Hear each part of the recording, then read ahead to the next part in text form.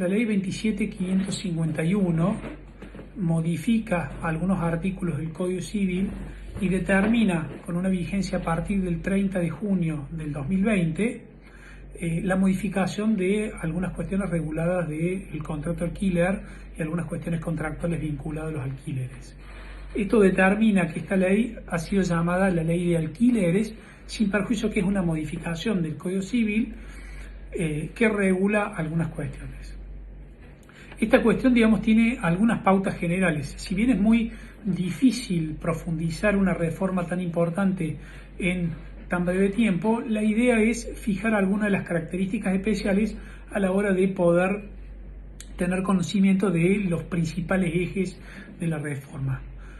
Dentro de estas situaciones se modifica, digamos, un artículo del Código Civil y se permite la constitución de un domicilio electrónico. Ya esto no de manera obligatoria, sino facultativa. Entonces las partes, cuando celebran un contrato de locación o cualquier otro contrato, porque en realidad esta parte es una modificación de la parte general del Código Civil, puede fijar un domicilio electrónico que es un email. En algún punto esto facilita la comunicación entre propietarios, lo cual puede ser una ventaja en algunos casos, porque mandar un mail, digamos, es muy sencillo, pero también puede ser una desventaja por las cuestiones probatorias que puede generar o devengar la notificación a través de mail. Algunos asesores aconsejan no constituir un domicilio electrónico por las dudas del extravío y muchas veces la formalidad de concurrir al domicilio y notificar de manera formal genera ciertas ventajas.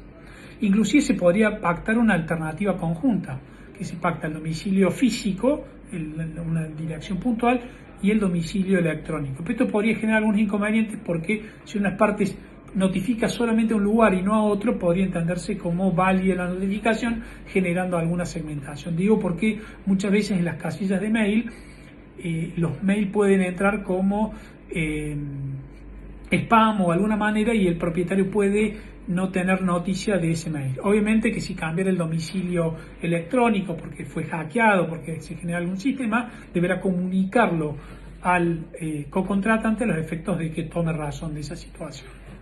Se amplía el plazo mínimo para las locaciones con vivienda de 3 años, siempre teniendo en cuenta que antes era de 2 años. Esto importa que los propietarios tienen que tener una visión un poco más amplia a la hora de fijar, digamos, el nuevo alquiler, porque en etapas de inestabilidad económica se impone tener una mayor previsión de la posible variación de precio de los alquileres en función de... Pero con un agregado mayor, con la reforma, el precio no puede estar incluido con gravámenes o impuestos y demás expensas extraordinarias. Entonces, el propietario tiene un doble desafío, no solamente de fijar el valor inmediato del precio de la locación, a través de un sistema inclusive que la ley permite en ajuste, sino eventualmente de adivinar cuál va a ser la base imponible fiscal que va a fijar los distintos entes, municipalidad, rentas o algún otro organismo, para poder agregar ese valor en el costo del precio. Recuerden que el alquiler, el precio es un precio por la utilización y en esa cuestión tiene que ver con la rentabilidad que tenga el propietario a la hora de tener. Máxime hoy donde los precios no están muy acordes con la realidad y se cuestiona mucho la verdadera rentabilidad de los propietarios en orden a los inmuebles. Pero lo cierto es que se permite un plazo no menor a 3 años para destinados a cualquiera, sea comercial. El plazo máximo es 20 años para vivienda y 50 años para cualquier otro destino, pensé en un shopping center, en un edificio, alguna cuestión. Y hay algunas excepciones, tales como embajadas o habitaciones arrendadas con muebles, como puede ser a través de Airbnb o algún otro sistema de arrendamiento por plazos breves, guarda de cosas, garage, etcétera, y algunos servicios que se prestan en predios o ferias, etcétera. Pero entonces el plazo mínimo se amplía de 2 a 3 años, manteniendo los máximos que establece la ley. Respecto al precio, se establece la prohibición de pactar bonificaciones o ajustes semestrales en el precio. Digamos, muchas veces ustedes saben que la actualización o la llamada indexación está prohibida por la ley de convertibilidad, la 23928 prohíbe la indexación, y lo que hace la ley es permitir un mecanismo de indexación estamos hablando de destinado a vivienda de manera especial. Acá hay que distinguir lo que es, si es destinado a vivienda o si es destinado a otros fines. Si es destinado a vivienda se permite la indexación solamente a un determinado fin, y esto es utilizando un índice que está incluido por partes iguales en función de la variación de precios al índice de precios de consumidores y la remuneración imponible del promedio de los trabajadores estables, el RIPTE. Entonces se fija un índice fijado eso, que esto debe estar elaborado por el BCRA, y se establece una posibilidad de adaptación de esta situación. Esto puede ser una ventaja o una desventaja según, digamos, cuál sea los índices del precio del consumidor. Muchas veces la inflación es mayor que el salario. El 2020 ha demostrado que el salario ha perdido competitividad con respecto a la inflación, o muchas veces el salario suele ser mayor. Bueno, esto determina un índice ajustado.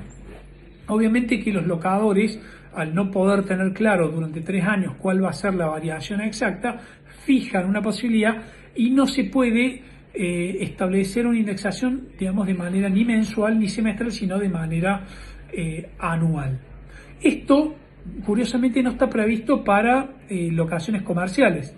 Entonces, en locaciones comerciales o de cualquier otro destino, se puede indexar no ya bajo la forma de esta variación del índice de precio consumidor y el RIPTE, sino a través de otros mecanismos que esto establecía. Algunas reflexiones merece esta situación. No está prohibido pactar un alquiler en dólares o en moneda extranjera. Hoy se permite eso, y si yo pacto en dólares y después no cumplo y no renuncio a esta posibilidad, el 765 de la ley establece que me van a pagar en pesos al valor de cotización oficial. Pero yo podría establecer que quiero que me paguen en dólares, que renuncio al 765 y en función de eso se me deberá pagar en esa moneda y el inquilino deberá pagar esa situación en esa moneda. Obviamente, como dijimos, si los contratos son de cualquier otro destino, se permite una actualización que no sea la que elabora el BCRA para el índice de precios consumidores o del RIPTE, sino que se pueden establecer algunas cosas, y esto es una novedad porque es una excepción a la prohibición de indexar de la ley de convertibilidad. En mi opinión, más allá que esto todavía no está aprobado y no estaría discutido, no existen inconvenientes que el precio se fije en relación a otras cosas. Por ejemplo, decir que el precio equivale a 5 bolsas de cemento, entonces yo calculo cuál es el precio de las 5 bolsas de cemento y en función de eso se determina. O al valor equivalente a 1 kilowatt, en la medida que no sea un índice, sino que sea la fijación con relación a otra cosa, digamos un determinado valor de hierro, etcétera, me parece que no habría ninguna cuestión. En épocas de una gran inflación, la imposibilidad de indexar o permitir que se produzca una variación del valor que afecte el valor de la cuestión puede ser inconstitucional, porque se afecta el derecho a propiedad en función de el valor que fije y no poder fijar algunas cuestiones que permitan. Obviamente que en general la indexación ha sido cubierta cuando hay mora, cuando hay un incumplimiento tardío, a través de lo que se llama intereses altos. Entonces, muchas veces en Argentina tenemos tasas de interés superiores al 40%, que lo que tratan es de proteger de inflación más tasa de utilización, lo que es la tasa de interés. Tampoco habría ninguna odisea que el locador imponga una forma de pago alternativa, dólares o alguna situación, a opción del locatario, y el locatario puede optar por alguna de ambas formas en función de lo que considere más conveniente, en la medida que el locador entienda que ambas partes son coberturas. Es una forma de precio alternativa que no estaría prohibida, ¿sí? Obviamente, como se trata de una prohibición de establecer, se entiende que es grave. Con respecto a los depósitos en garantía, por supuesto que el pacto del depósito en garantía es voluntario. Si este no puede ser mayor al valor del primer mes de alquiler, con lo cual si yo tengo un valor de alquiler que el primer mes son 100 pesos y al finalización son 300 pesos, la devolución de este interés, este depósito va a tener que ser realizada por el locador al valor de la última cuota o el último canon locativo que haya efecto. Por eso, para evitar tener que devolver un mayor valor que lo recibido, entonces el depósito no se puede utilizar, se aconseja que se haga a través de una moneda fuerte como un dólar, y que eventualmente no conlleve ninguna llegada. Pero bueno, está claro que esta situación está. La ley prohíbe el libramiento de pagarés juntos con el canon del locativo para evitar, digamos, la posibilidad rápida de ejecutar y garantizar que lo que se ejecute sea el contrato y no un pagaré incausado. Bueno, obviamente que en la práctica es muy difícil demostrar que ese pagaré necesariamente está relacionado con el causal y no con alguna otra situación. Con respecto a las garantías con destino habitacional, se establecen algunas pautas que están establecidas en las cuales el locatario tiene que ofrecer una garantía porque es la capacidad de pago de ese, que puede constituir en un título de propiedad, que es una garantía personal, una hipoteca, un aval bancario, un seguro de caución, alguna garantía de fianza o alguna garantía personal del locatario. El locador no puede solicitar una garantía que supere el equivalente 5 veces el valor mensual del alquiler, salvo que se trate de un determinado supuesto, que es el caso del propio inquilino, que puede ser hasta 10. Me parece que cada uno establece la forma de garantía de manera adecuada y se podrá establecer esa situación. Está claro que el propietario no está obligado a contratar en esas situaciones, pero lo que no va a poder realizar es justificar su no contratación en función de la falta de garantías. Entonces, obviamente que si el locatario advierte que la no contratación del contrato se debe a la falta de garantía, podrá realizar una denuncia en la Oficina de Defensa del Consumidor, inclusive reclamar daño punitivo o algún daño y perjuicio por esa situación.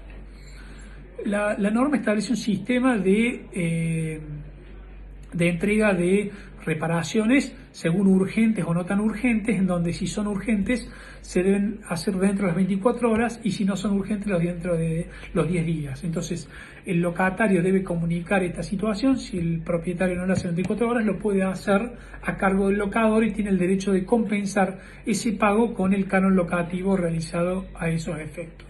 Obviamente que la delimitación entre la urgencia y la no urgencia es discutible, ya que hay algunos casos en donde la urgencia es evidente, obvia y sin ningún mayor inconveniente, y hay otros casos en donde no lo es.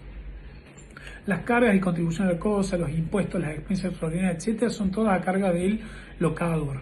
Entonces, cuando el locador fije el precio, no puede incorporar el pago de estas situaciones. Obviamente que deberá realizar una adecuada tarea económica de interpretar cómo van a valorar o cuáles pueden ser las expensas o las distintas, y eso incorporarlo al precio. Por eso se ha dicho que esta reforma ha incrementado los valores locativos, porque el propietario, al no poder compatibilizar el costo, hasta podría llevarse el riesgo de que en una locación larga el costo de los impuestos en función de la inflación sea mayor al costo del canon locativo.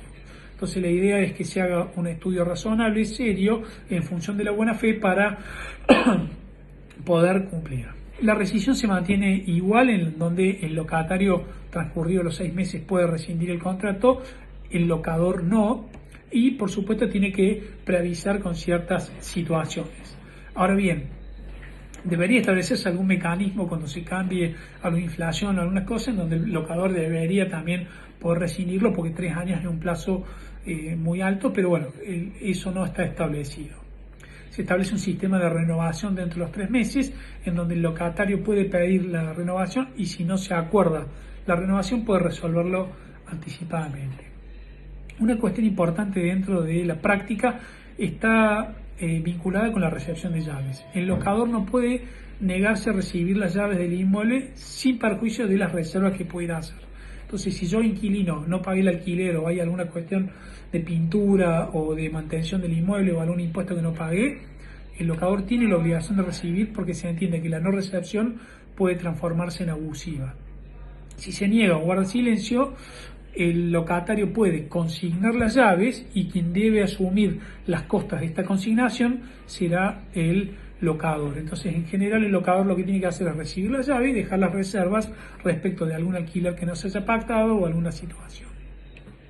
Con respecto a la comisión del corredor, debe hacerse obviamente por un profesional matriculado y los honorarios son a cargo de las partes. No hay solidaridad de partes, o sea que si una parte la paga el locador y otra parte el locatario, no puede el corredor reclamarle todas a uno o a otro.